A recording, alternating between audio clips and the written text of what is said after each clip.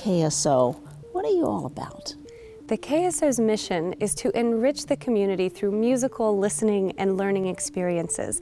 And for us, that takes many forms. You know, to begin with, we have so many amazing musical education programs. We reach over 50,000 people in a year. 30,000 of them are students, and through our amazing education programs, and 20,000 of them through our main stage performances, through large masterworks and chamber works, to bring these classics to the Kalamazoo community, everywhere from 60 to 90 or more musicians on this stage, bringing those powerful, great symphonic works here. Talk a little bit about the connection that you have from the podium to your players. You have to create sort of an atmosphere where your ideas can be transmitted through this invisible field, and you can hear the results coming back out of the orchestra. But I have to say, it's not with every orchestra.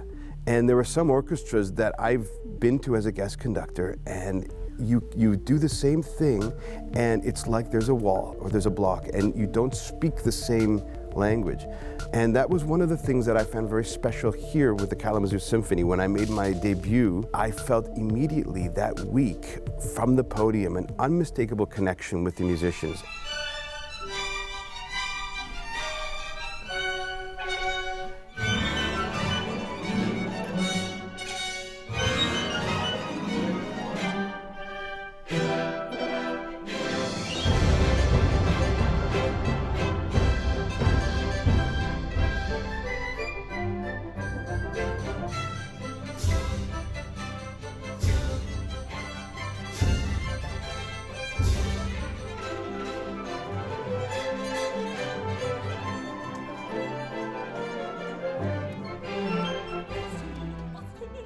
Maestro, what's in store? This is your conducting lesson, okay? Now, it's not very well known, but actually, one of the most important parts of conducting a symphony orchestra is how you approach the podium. Because in fact, the orchestra tends to make up their mind even before you're standing here, whether they're going to follow you or not. Oh so come down for a second. All right, here we I'd go. like you to just I'm going to go start over here. All right, so and just take the podium with an air of confidence, maybe a little humility. Here we are. And face the audience. That's it. Or face the musicians Face here. the Yes. musicians.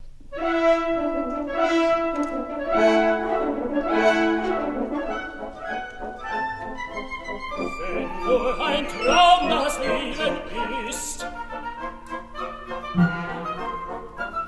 Warum denn Mühe und Glück?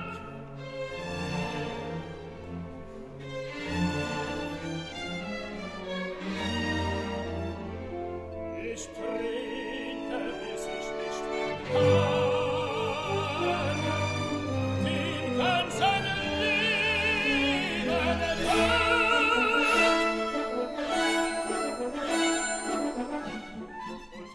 What's the history of your Kalamazoo Symphony Orchestra? Well, we are about to enter our very special 100th anniversary season here, starting this September. We were founded in 1921, so our 100th anniversary season kicks it off this fall, 100 years old. This is a special piece of history for the community, and we'll take this next year to honor where we've come and take the time to look ahead at our community and where we want to go for the next 100th year. So now I want to show you a little bit about how the hands work. Are you left-handed or right-handed? I am left-handed in my right mind. Interesting. Going to come up here with me? I'll stay. You're the conductor right now. Okay. I'm the coach. So I want to practice a 4 pattern. Do you want to conduct with your left hand? Yes. Okay. So it would be down is 1, and then we go. Oh, because I got to do it backwards. Okay. We go to the right. That's 2. We go to the left is 3, and we go up is 4. So try that. 1, 2, 3, 4. And I want you to feel that you have a bounce, that you hit a spot on each of these beats. Try to feel that.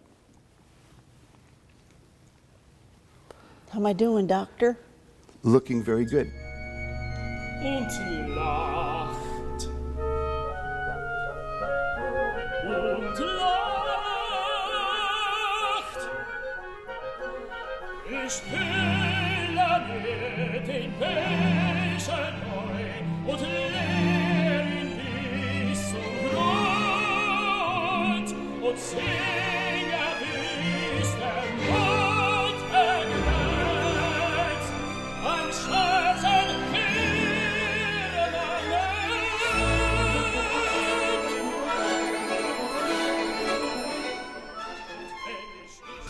Who are your musicians? Who is this talent? We have more than 80 professional musicians who make up our symphony. A lot of them do live here in Kalamazoo. Some of them we collect from some of the outlying smaller cities like Chicago or Ann Arbor, Michigan. It's an orchestra that has a very rich history, and it has a very centered, and it makes a great impression, the sound that we create. And when I came to this orchestra as the new music director, I immediately felt the presence of this ensemble, which is such a pleasure to work with. How about community partnerships? Looking around us to say, you know, we are a symphony orchestra. We have the ability to play with vocalists, with dance companies, to connect our programming to visual arts as well. And in our 100th season that will kick off in September of 2020, we will highlight many of these partners here with us on the main stage, as well as through our chamber music, restaurants that we may pop up and play some chamber things at. So not just having partners join us here, but to have us joining partners out there in their spaces. Now try to do something with your right hand that conveys you don't need to mirror. Try to convey the character of the music that you want to conduct. Let's say you wanted to do something very firm and strong. What would you do with your hand? I'd make it strong. Maybe a fist. The orchestra doesn't like to see the fist as much as they like to see like this. Maybe keep your hand a little bit open, birdie? like you're asking for something. Ready? Yeah. 1, 2, 3, 4. 1, 2, 3. Excellent. And each time you hit a beat, you have to feel as if there is a electric signal going out through the air and hitting about halfway up the stage. Send it out, and it comes from your belly. How am I doing? Very good. Good. For a first-time symphony attendee, what do you want me to get out of first time? We want you to use your imagination to let the music take you where you want it to go. So for every single person in the audience, this experience is different, but we want it to be a good experience. So that's why we love to listen to our audience when they have feedback for us or things to share or ideas that they have, because we're the symphony for this community. From the time you sit down in the seat and the orchestra begins to tune, we want your imagination to really let you go where the music will take you. Everybody has their own experiences, and different melodies and different harmonies and different instruments will elicit different feelings. And when the maestro raises his baton to begin a concert, we want that to be a feeling of excitement that what's about to come is special. Where does creativity play its role? We are recreative artists in many ways, that we are presented with a blueprint or a structure, something written by somebody who we can no longer talk to in many cases. Yeah. Imagine that you open a score and you're faced with 4 notes. Dum bum bum bum. If you look at the notes on the page, what do they represent? And where are they going? Is it ba ba ba bum? Is it to the last one? Is it ba ba ba bum? Is it from the first one? Is it a question? Ba ba ba bum? Is it a statement? Ba ba ba ba? There are so many different ways of attributing a character to just a simple tiny little phrase, 4 notes. You have almost unlimited options. Now give me an example one more time of you doing it. Well, I do it with the right hand. So for instance, let me stand here next to you.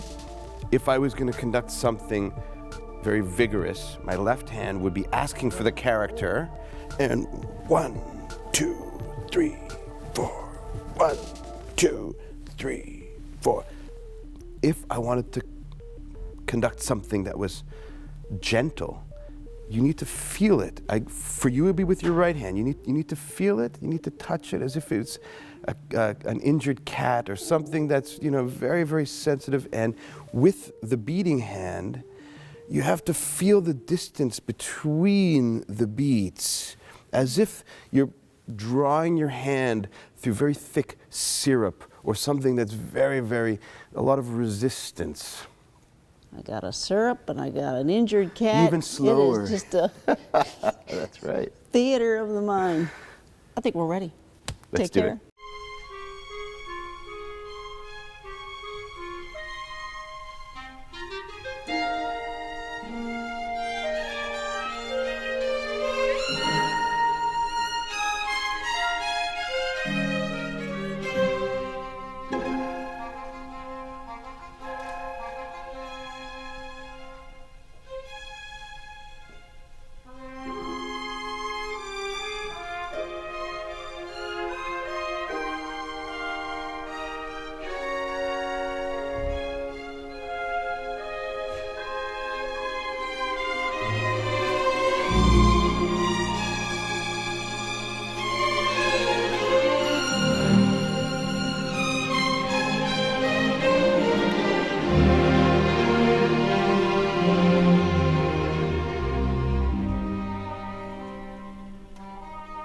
Das Firmament blaut ewig und die Erde wird lange feststehen und aufblühen im Lenz.